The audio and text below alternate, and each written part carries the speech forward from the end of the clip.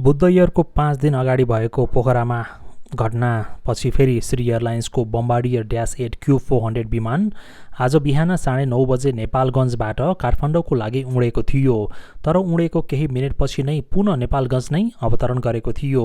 इन्जिनबाट धुवाँ आएको र भित्र क्याबिनमा पनि धुवाँ आएकाले तुरुन्तै ल्यान्डिङ गर्नु परेको थियो।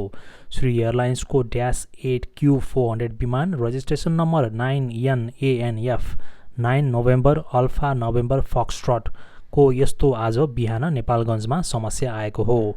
नेपालगञ्ज विमानस्थलका प्रमुख परशुराम चौधरीका अनुसार 9:30 बजे बिहान एयरपोर्टबाट विमान उडेपछि अचानक इन्जिनबाट धुवाँ आएको र 7 मिनटपछि नै इमर्जेन्सी ल्यान्डिङ गर्नु परेको बताउनु भएको छ।